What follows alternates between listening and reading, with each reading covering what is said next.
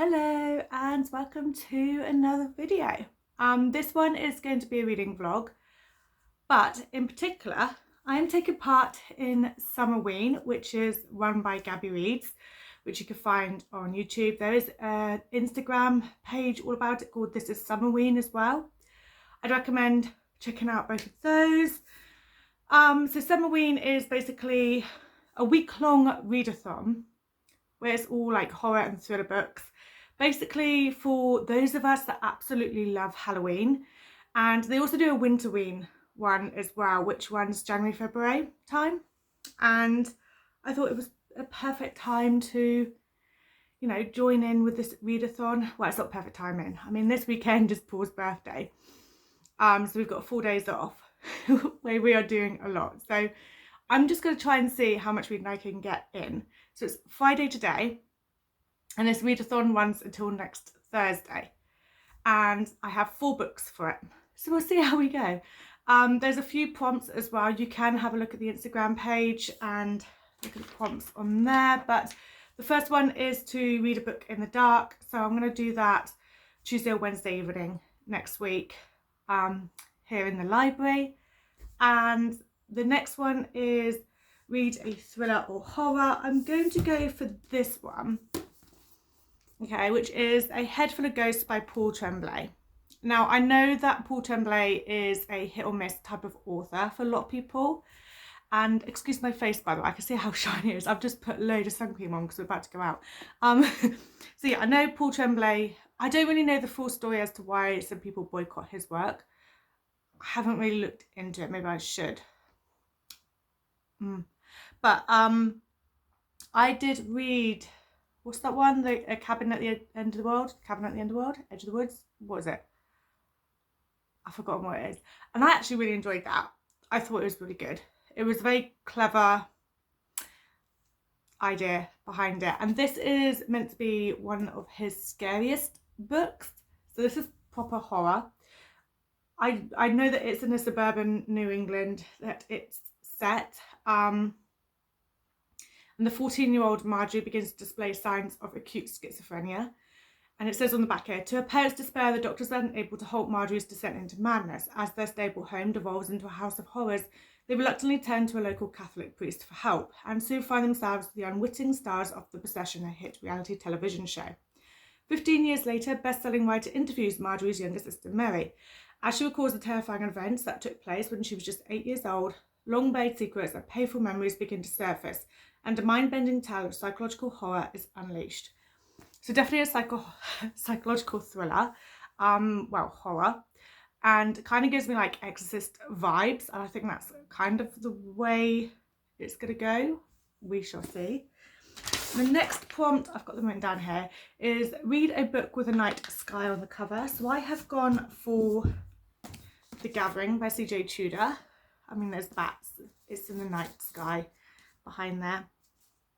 This one is the latest book by CJ Tudor. I believe it came out, was it June or May? It came out. This is set in a small Alaskan town, and all I know is that it's like vampires, possibly. So I'm really keen to read this. I'm really looking forward to it. So that's what I'm reading for that prompt. And then we've got to read a book with 5 words in the title. Oh, actually, both of these have 5 words in the title. 1, 2, 3, 4. Yeah, that's funny. But anyway, the one that I originally picked up is What Happened to the Bennets by Lisa Scottoline. This was a kind of around quite a bit on BookTok. No, not BookTok. I don't have TikTok. On BookTube and Bookstagram. It came out. Oh, okay, so it came out in the US in 2022, so that's when I first started hearing about this. It's only come out in the UK this year, apparently. But yeah, so I started hearing this a lot because of those that I follow from the US. And I believe that it's right, let's have a look. Your family has been attacked, never again to be the same. Now you have to choose between law and justice. Jason Bennett is a suburban dad who owns a court reporting business, but one night his life takes a horrific turn. He is driving his family home when a pickup truck begins tailgating them on a dark stretch of road. Suddenly, two men jump from the pickup and pull guns on Jason, demanding the car. A flash of violence changes his life forever. The FBI advised the Bennetts to enter the witness protection program right away, and they have no choice but to agree. But it was designed to protect criminal informants, not law-abiding families. Taken from all they know, the Bennetts begin to fall apart at the seams. Then Jason learns a shocking truth and realises that he has to take matters into his own hands. Sometimes justice is a one-man show. So this is meant to be like a proper twisty thriller, and I'd heard lots of good things about this when I started seeing it everywhere. Yeah, I mean, there's a lot of quotes in here as well, and it's basically, yeah, I'm intrigued. I'm very intrigued. I'm looking forward to it. It was, honestly, it was like everywhere, I remember. And then we have read a book that takes place in the summer. I'm not 100% sure whether this definitely does take place in the summer. It came up on a summer reading list or a list. I did Google books set in the summer, and this did come up on it. So I'm not actually 100% sure if it genuinely is. But it's The Final Girl Support Group by Grady Hendrix. I really want to give Grady Hendrix another try. I did read... is it The Haunted House? No, something about the haunted house, isn't it? But it's not actually even about a haunted house. How to Sell a Haunted House, there we go. And I wasn't a fan of that book. But I've heard so many good things about Grady Hendrix. I really, really want to try more from this author. So this one is like a second chance. We're going to see how it goes. Obviously, I think everyone's probably heard of this book. It was around everywhere as well. I'm really looking forward to that one too. I mean, I'm looking forward to all four of these, if I'm completely honest.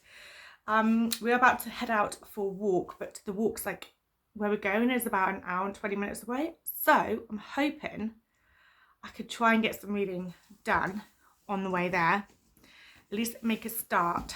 So I think I'm going to go. I think I'm going to go for this because I did want to start The Gathering by CJ Tudor, but it's a big hardback, so I'm thinking maybe I should just go for one of the paperbacks for now. So yeah, I'm going to go for this and see how it goes. Hopefully I enjoy it. Hopefully I enjoy all of these books, but I'm really looking forward to this readathon. It's going to be very, very fun. So I'm going to take you along as well because we have got a fun-packed weekend, so I shall bring you along. So for now, let's head out the door and go on a walk.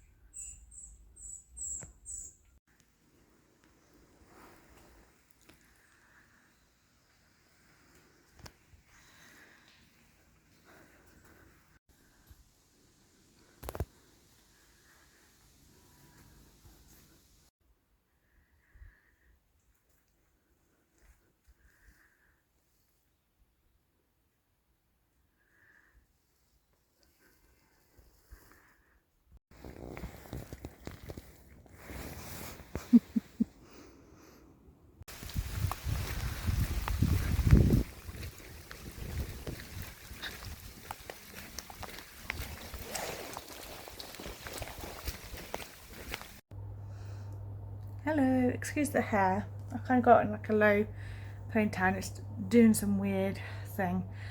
I washed it, didn't dry it properly. So if you would have seen from some of the clips earlier, we had an amazing day. We went to a place called Howes Lane over near Bridport in Dorset, and it was a very wet day, let's put it that way. But when we got back, we showered and then done a little bit of the stuff that I need to do in the house and watched a film. I think it's about Paige, the WWE wrestler or something, and about the family. It's a really good film. It's on Netflix. Would definitely recommend it. We also had a Papa John's pizza delivery as well tonight. So yeah, we've had a really nice day. I've only got to page 86 of this, A Head Full of Ghosts by Paul Tremblay. I am really enjoying it. there is obviously some very sinister stuff going on. It's following two sisters. When I said about this earlier in the intro, I said something about it being almost like the Amityville house, which is not the case. That's like a whole entire different house that had nothing to do with poltergeists.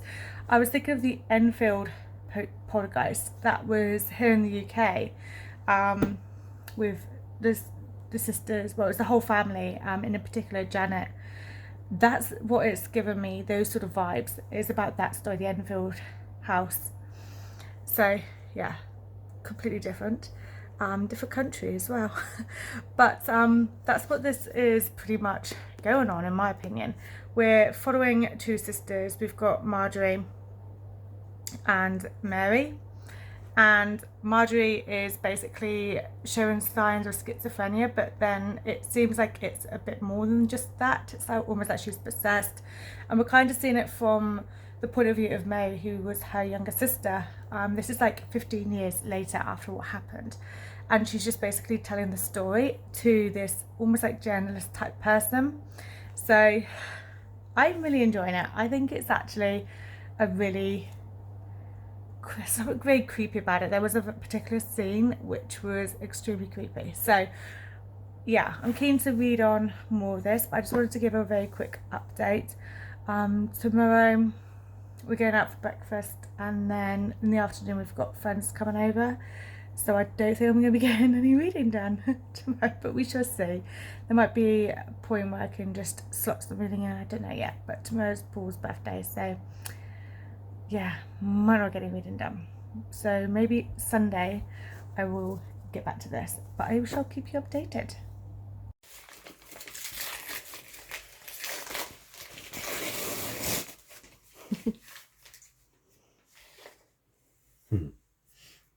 Okay.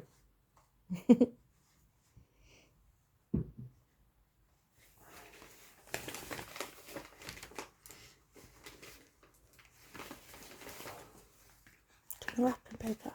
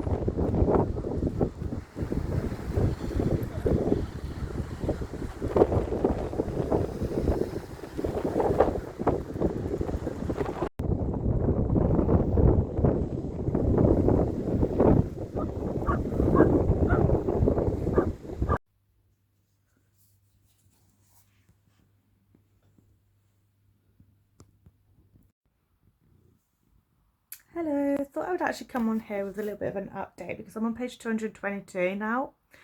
I haven't actually given an update since, I think, possibly either Saturday morning or Friday evening. So yeah, basically it's been quite hectic and I haven't actually filmed anything today, so we're now on Monday. So obviously Saturday we had a load of friends over, so I didn't film anything for there because I don't really want to put friends on my YouTube channel, and yeah, we were all drinking, having a laugh, that sort of thing. So yeah, I didn't actually film any of it. But then yesterday we did go out for a walk, which was just out of our front door, down the road down to the beach. Did a bit of a walk, which was really nice, and had a very chilled day, which was lovely. And then today it's been a case of, we went over to Southampton to drop my wheels off because they're now going to be painted. And then we went into West Quay, went to Costa, and then we went to the cinema. And I've never been to the cinema during the day, and I don't know why I haven't done this more, but yeah, we went for 11 o'clock showing. There was probably about 10 people in the cinema, so it was perfect, and just everywhere was so quiet, even in West Key, which is usually really, really busy. It was just so quiet, so it was amazing. So yeah, we watched a film, and then headed back. I've had an afternoon nap, and I've been reading in the library here. It's about 5:15, so I'm going to be going out for dinner. Well, I've got to go to a couple of shops with my mum, and then out we're having something for dinner. So we're doing that this evening, and I'll just see how far I get with reading. And obviously I have got all day tomorrow and Wednesday, and I should get some reading done Thursday. We shall see about that, but this readathon obviously finishes on Thursday, but I've got a cat paw on my finger. So yeah, reading this, it's okay. I feel like it's kind of just like every other exorcism story. It's following obviously the two sisters. Leo, it's stuck in his claws in. So yeah, it's basically like most exorcism stories following two sisters. It very much reminds me a lot of the Enfield hauntings with Janet and her siblings. So yeah, I suppose with a lot of exorcism stories, that's a really hard word to say sometimes, they're all pretty much the same. We're basically following a demon inside someone, and the priests get involved and all of that jazz. So there's nothing outstanding about it, if I'm completely honest. It's okay. It's okay.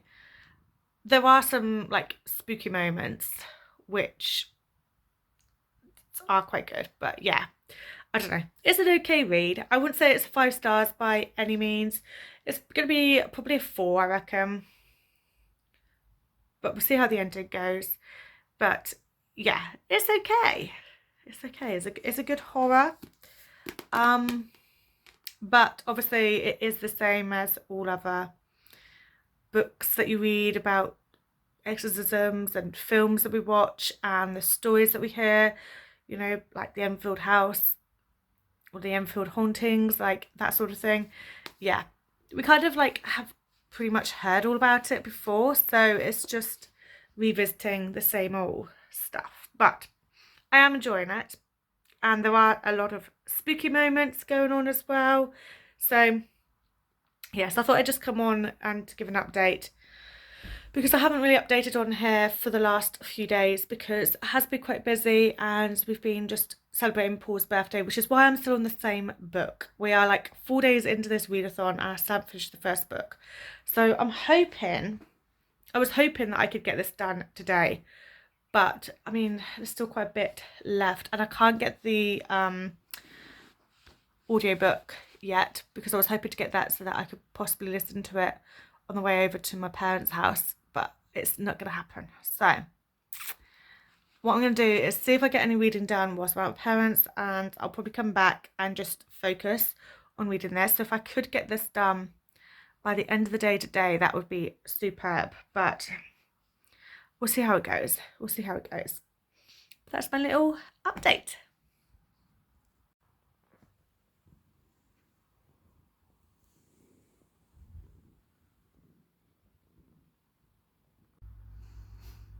Hello, so I have a reading update for you. Today is a definitely pajama reading day. It's very rainy and chilly, which is perfect for doing a spooky readathon. So yeah, I'm quite liking the rain. I'm doing quite a lot of washing today, but I'm hoping that soon I can properly settle down, light a candle and get all the vibes going. But I have finished a book. It's taken me a while to finish this, purely because we've had 4 days of just being really busy. But now it's, you know, diving straight into all the books. So I finished A Head Full of Ghosts by Paul Tremblay. Okay, so this book. So throughout the book, we are basically following from the point of view of an 8-year-old. So at the moment, in the now, Mary is basically being interviewed by a researcher, journalist type of person who's going to be writing a book about what happened with this possession of Mary's sister Marjorie, and basically about the Barrett family in general. So we've kind of got the now, where we're kind of learning things also from like a blog, like a blogger as well, we're kind of learning some bits from that. I don't think really the blogger needed to be there, but it is what it is. But yeah, we're also seeing it going back in time, and it's the point of view of May, who is an 8-year-old girl. And I kind of feel like Paul Tremblay can't really write the narrative of an 8-year-old female. So there's a bit of issues in some parts there. So the story is very much like The Exorcist, like the story of the Enfield hauntings. It's very much about someone that's supposedly being possessed, and the church basically getting involved. So the father kind of is starting to lose his mind a little bit as well. He's kind of getting the church involved and the priests involved. And yeah, I don't know, there's some bits in this book which I just don't kind of agree with. But the whole idea of this is whether Marjorie is actually possessed by the devil or whether she's got a mental health illness. And I'm not a fan of how the mental health illness was portrayed in this book. And we're also just kind of seeing like the whole family basically falling apart at the seams. And yeah, I mean, for me, I wouldn't say this is a scary book or a horrifying book. I think really it's more of a sad book. We're looking at this family as a whole. So it's the mum, dad and the 2 sisters, and just how this family are basically falling apart. And there's a lot of like these mental health issues going on in the family, and basically they end up, you know, that the father has been laid off work. He needs money, the bills are mounting up, so they decide to allow a TV crew into their home to film the exorcism of their daughter by this Catholic priest. And yeah, we're kind of seeing it as well though from this 8-year-old's point of view, like I said. And there are some scenes which, you know, there are some creepy scenes, don't get me wrong, there are creepy scenes, but I think overall you're mainly reading this book about it's more about family dynamics and this family, you know, how they're dealing with the aftermath of their daughter being quite sick. And yeah, I wouldn't say it's a terrifying book, I just think it's just a very sad book. And I don't say I would love this. There was a good twist at the end, but and it kind of the ending does explain things, but yeah, I don't know, it's not the most fantastic book. I wouldn't say it's like a brilliant horror. I'm giving it 3 stars because there was enough to keep me going, but the pace is all over the place as well. And also, I mean, I liked Mary, the 8-year-old, but all of the other characters I didn't like. I mean, the dad's unhinged, the mum's unhinged, the elder sister is unhinged, the priest is unhinged, the person making this TV documentary is unhinged. So it's like, yeah, a lot of characters which aren't likable, and there's just something not quite right with these characters, and you just can't, you know, form attachments to them. So yeah, unfortunately it wasn't a big success, this book, even though it was a book that I have been meaning to read quite a bit, like for quite a while, because I've heard some really good things about it. It's always being classed as like a really scary book. I have read The Cabin at the End of the World by this author, and I really enjoyed that.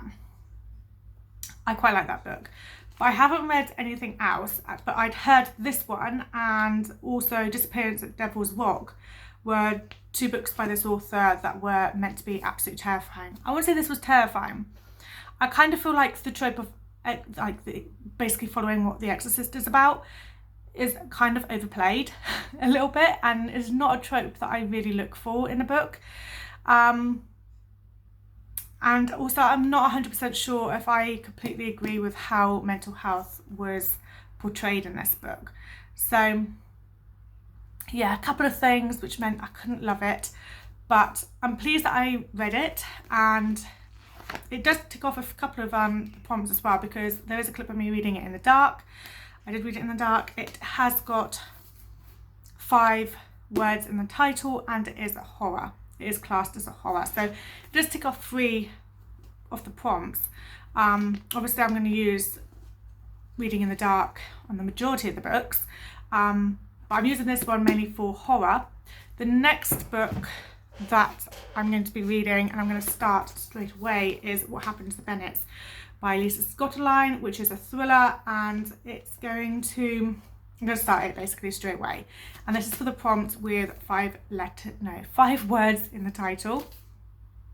And this is meant to be quite an intense thriller, so I'm looking forward to it. So I'm going to give this a go, start it straight away.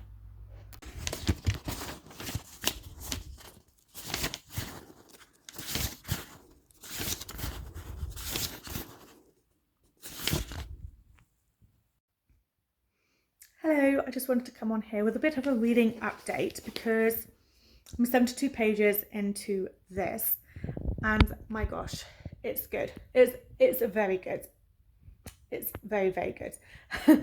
So basically we are following Jason Bennett, and he is driving along at night with his 2 teenage children and his wife and their family dog in the car, when he gets stopped by 2 blokes in a pickup truck.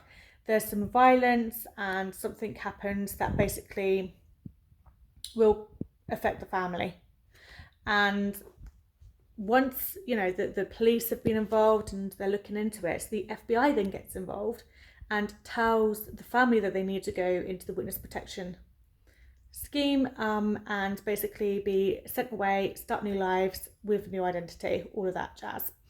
So we're kind of seeing this family not only have to deal with the violence and what happened to them in this particular incident, but also the aftermath when they get put into this witness protection, and how they all kind of start to unravel at the seams, and we're seeing how they're coping with this new change to their life.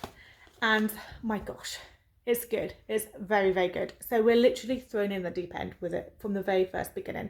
We're straight into the action. From the first page, we are just thrown into the action, which is absolutely superb.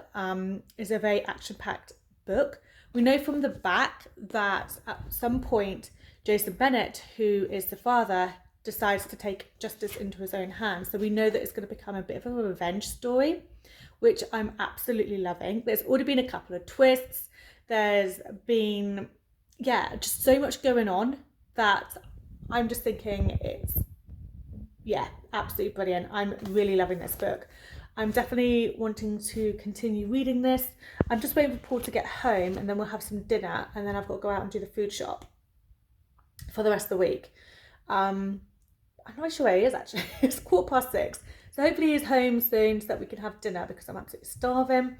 And I'm hoping that I can get some reading done after I've done the food shop. I think Paul might be working in the garage. So if that's the case, I should get some more done, because I'm absolutely loving this. It's so action-packed, and I'm loving the fact that it's all kind of starts to, little things get added in, which kind of is all gearing up for this being a revenge story, and the father getting revenge and justice on what's happened to his family. So absolutely loving it. And Paul has literally just driven past the front window, so he is now home. So we're going to have some dinner, do a food shop, and I'm hoping I get some reading time in this evening. We shall see. But I'm absolutely loving this book. I think it's absolutely superb, and I'm so glad that I picked this as one of the books for my spooky readathon this week. So I just wanted to give you a little update. Hello, so I just did a little bit of a reading update with this, because I'm past the halfway mark now.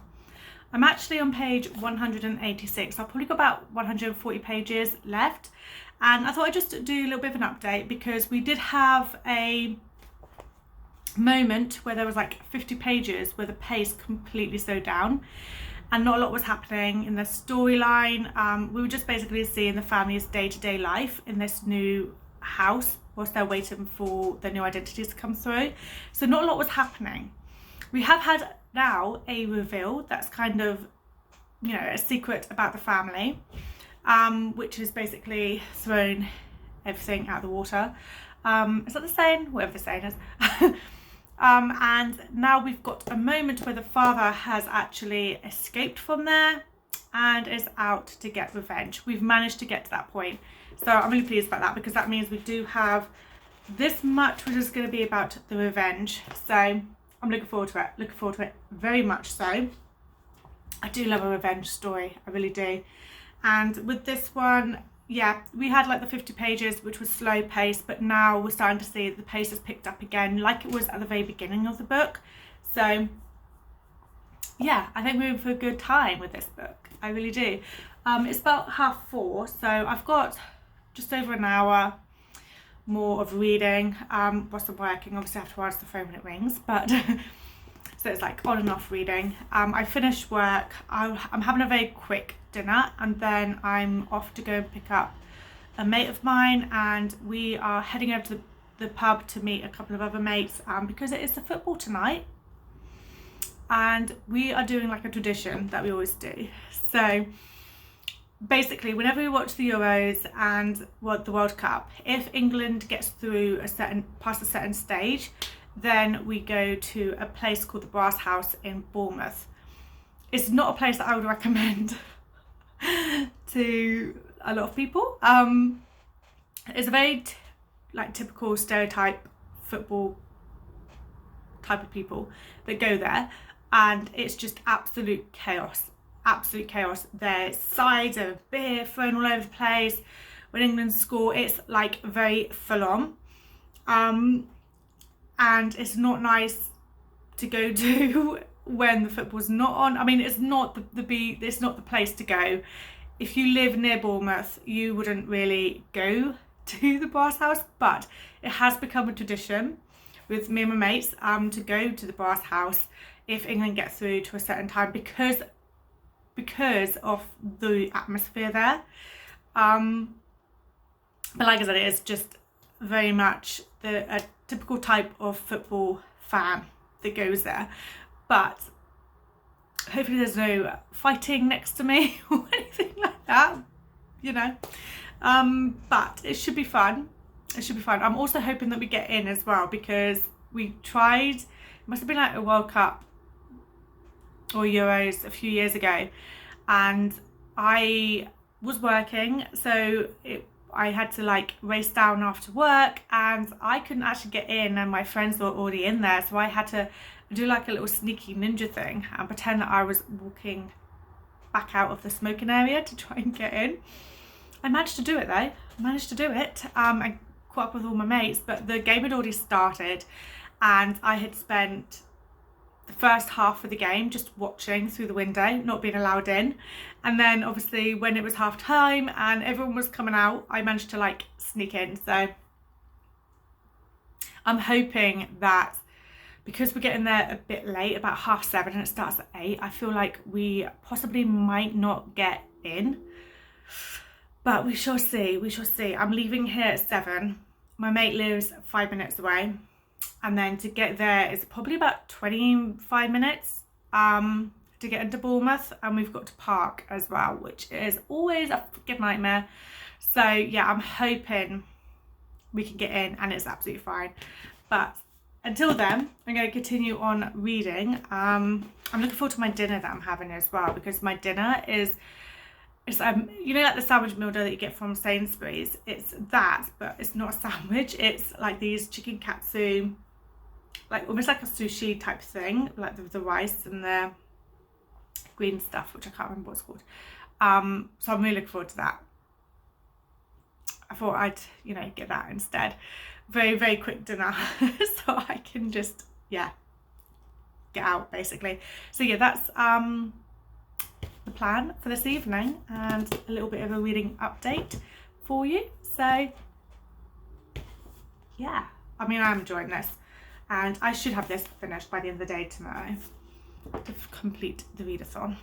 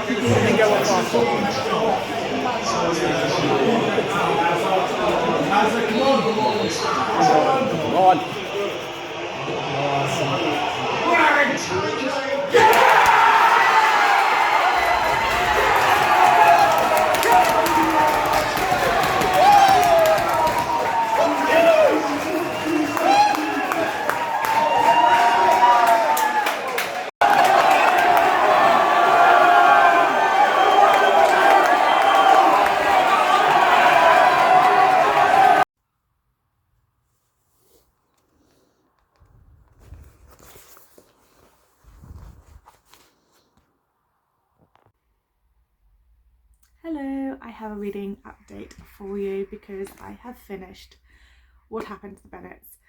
I was crying. The ending did make me cry. There were moments where tears are falling, and that's probably why I look a bit like this, because I literally have just finished this book.